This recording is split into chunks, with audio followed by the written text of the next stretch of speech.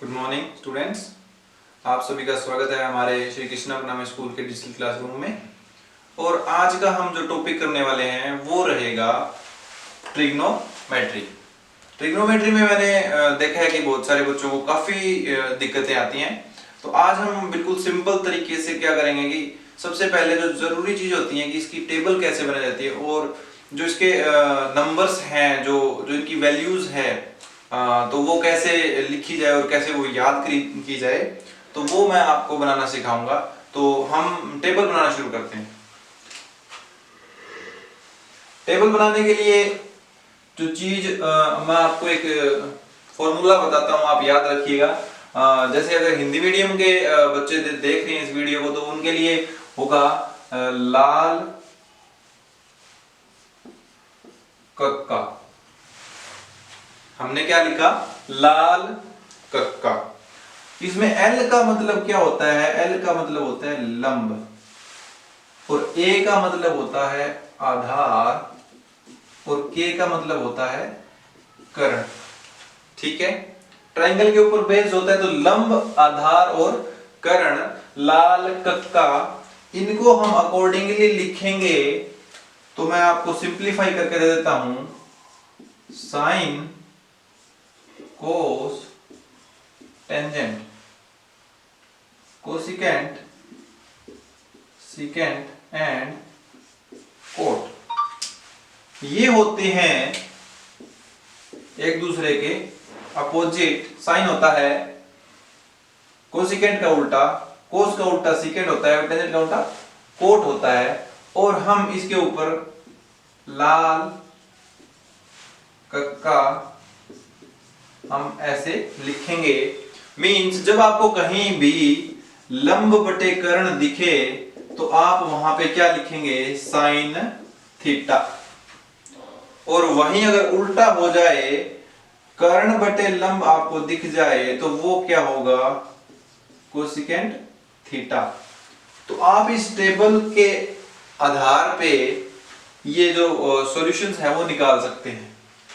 और वहीं अगर इंग्लिश मीडियम के बच्चे इसको देख रहे हैं, अगर इंग्लिश मीडियम के बच्चे इसको देख रहे हैं, तो उनके लिए भी एक फॉर्मूला है, वो है पंडित बद्री प्रसाद हर हर बोले। पंडित बद्री प्रसाद हर हर बोले। अब आप बोलेंगे कि पंडित बद्री प्रसाद, ये पी, बी और एच का मतलब, इसका मतलब होता है, एच का मतलब होता है हाइपोटेन्यूज, इसका मतलब होता है बेस, और इसका मतलब होता है परपेंडिकुलर। ठीक है ना? इनको उसके अकॉर्डिंगली लिखते हैं। तो यहां होगा साइन, कोस, टेंजेंट, कोसिकेंट और सिकेंट, और यहां पे कोट। सेम बात आएगी कि आपको साइन की वैल्यू निकालनी है, तो आप क्या देखेंगे? परपेंडिकुलर बटे हाइपोटेन्यूज की वैल्यू देखेंगे। और अगर कोसिकेंट की बात आती है तो आप लिखेंगे हाइपोटेन्यूज बाय परपेंडिकुलर। ये तो हुआ कि आपको अगर वैल्यूज निकालनी मिले तो आप इस टेबल के बेसिस पे, ये फॉर्मूले के बेसिस पे आप लर्न कर सकते हैं कि कौन किसका अपोजिट होता है। ठीक है ना? बट मेन दिक्कत कहां आती है? मेन दिक्कत आती है टेबल बनाने में, और उस टेबल में जो वैल्यूज दी हुई हैं वो निकालने में। तो अब मैं आपको बहुत ही सिंपल तरीके से, जस्ट 2 मिनट के अंदर आपको मैं एक टेबल बनाने सिखाऊंगा, जिससे आप बहुत ही इजी तरीके से वो याद रख पाएंगे। और बार बार आपको ये याद रखने का जो झंझट है, आप बोलोगे मुझे तो इसकी वैल्यू नहीं पता, उसकी वैल्यू नहीं पता, वो खत्म करेंगे। शुरू करते हैं। टेबल कैसे बनेगी, ध्यान दीजिए बिल्कुल अच्छे से।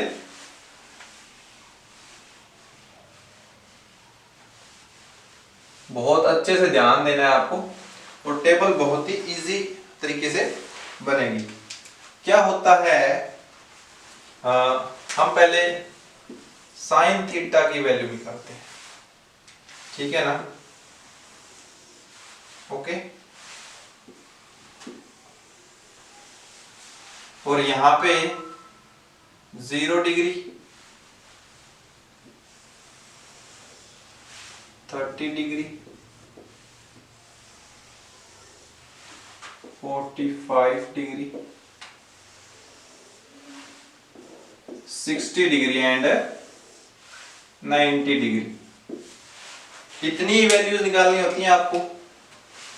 अब हम बात करते हैं कि वैल्यू निकलेगी कैसे। सबसे पहले साइन की वैल्यू निकालते हैं। हम क्या करेंगे, सबके ऊपर लिखेंगे, 0 से स्टार्ट करेंगे, 0, आगे 1, 2, 3 और 4। सिंपली हमने काउंटिंग लिख दी। नेक्स्ट स्टेप क्या रहेगा, सभी के नीचे हम 4 से हम इनको डिवाइड कर देंगे। ओके, इतना बहुत इजी है, सिंपल है, कुछ नहीं करना इसमें। नेक्स्ट हम क्या करेंगे, उसी को ही अंडर रूट कर देंगे, सभी को रूट लगा दिया। अब हमें क्या करना है, कुछ नहीं करना, बस इनको सिंपलीफाई करना है। और यहाँ पे जो वैल्यू आ रही है वो यहाँ लिखेंगे, यहाँ की वैल्यू यहाँ लिखेंगे, यहाँ की वैल्यू यहाँ लिखेंगे और ऐसे वैल्यू लिख देंगे। तो आपको पता है 0/4, 0 को अगर किसी नंबर से डिवाइड करते हैं तो आंसर क्या आता है, 0। और अगर अंडर रूट उसको करेंगे तो आंसर क्या आएगा, क्या आंसर आएगा, 0। हमने यहाँ पे साइन 0 की वैल्यू निकाल दी है 0। यहां देखते हैं, इसको जब करेंगे, अलग अलग करेंगे तो क्या आएगा, 1 का अंडर रूट, 1 का स्क्वायर करेंगे तो 1 ही होगा, और ये इसको खोलेंगे तो यहाँ पे 2 आ जाएगा। तो इसकी वैल्यू क्या आई, 1/2। नेक्स्ट चलेंगे, 1/2 होगा, और इसको अंडर रूट जब करेंगे अलग अलग तो ये 1 अंडर रूट 2 आ जाएगा। ऐसे ही इसको करेंगे तो √3 यहां होगा, √4 करेंगे तो इसको निकाल के 2 आ जाएगा। तो यहां वैल्यू आ जाएगी √3/2, और 4 और 4 तो कैंसिल हो गए, 1 आता है, और 1 को अंडर रूट करते हैं तो आंसर आती है 1। हमने देखा कितने इजी तरीके से हमने साइन थीटा की जो वैल्यू है वो हमने निकाल ली है। क्या किया हमने, पहले 0, 1, 2, 3, 4 काउंटिंग लिखी, सभी को 4 से डिवाइड किया, सभी के अंडर रूट लगाया और जस्ट उनका सॉल्यूशन किया, और हमें क्या मिला, साइन थीटा की वैल्यू। अब बात करेंगे जस्ट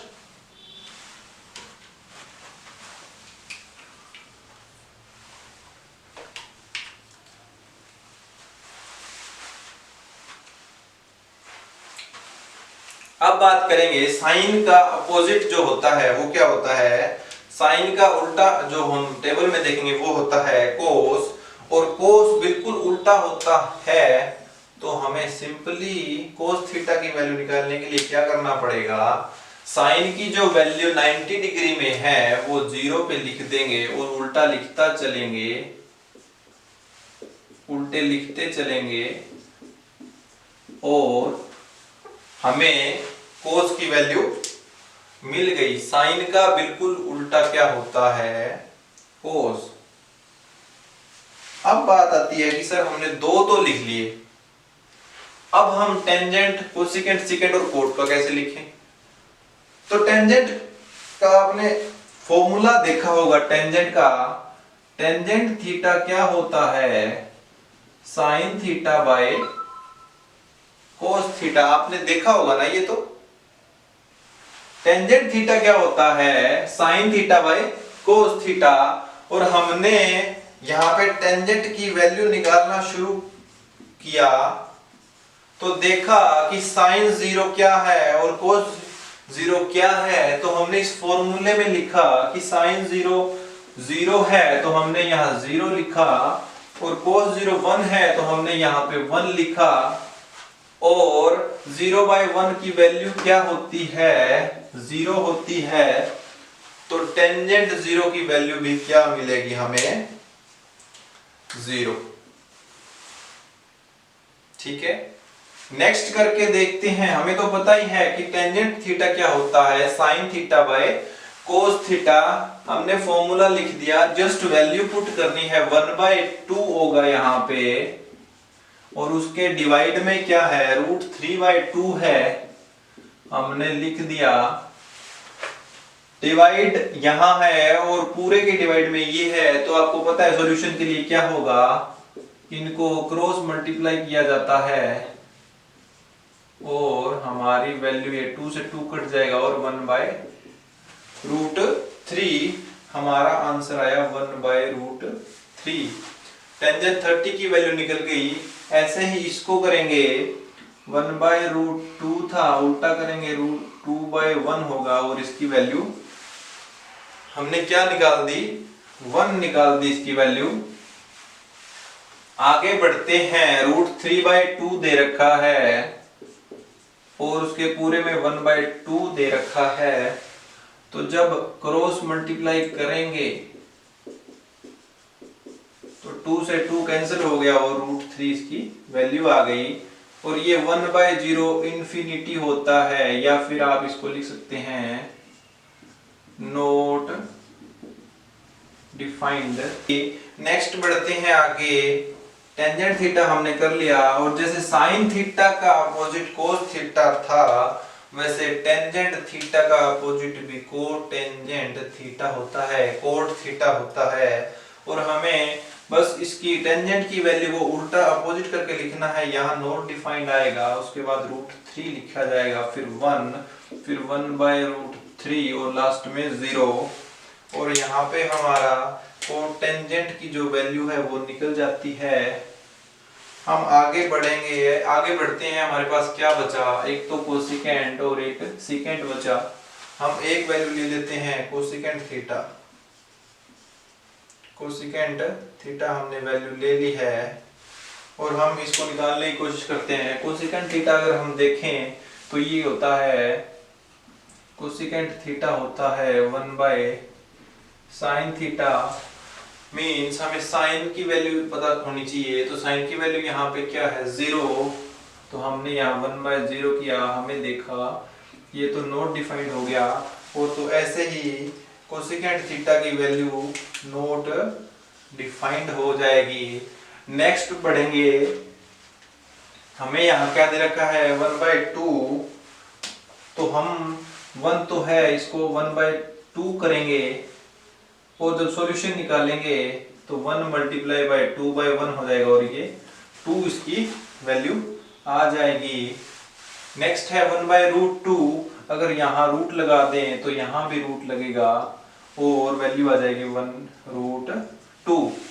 यहाँ देखा हमने कि √3/2 दे रखा है, तो हम क्या देखेंगे, √3/2 लिख देंगे और हमारी जो वैल्यू है वो क्या आएगी, 1 × 2√3 और ये वैल्यू आ गई 2√3। तो हमें क्या मिला, 2√3। और लास्ट में 1 था तो 1/1 1 ही होता है। नेक्स्ट हमें एक ही वैल्यू बचती है, वो होती है सीकेंट थीटा, और सीकेंट थीटा होती है कोसिकेंट थीटा का उल्टा, तो 1 2√3√2 और यहाँ बचेगा 2 और यहाँ है नोट डिफाइंड।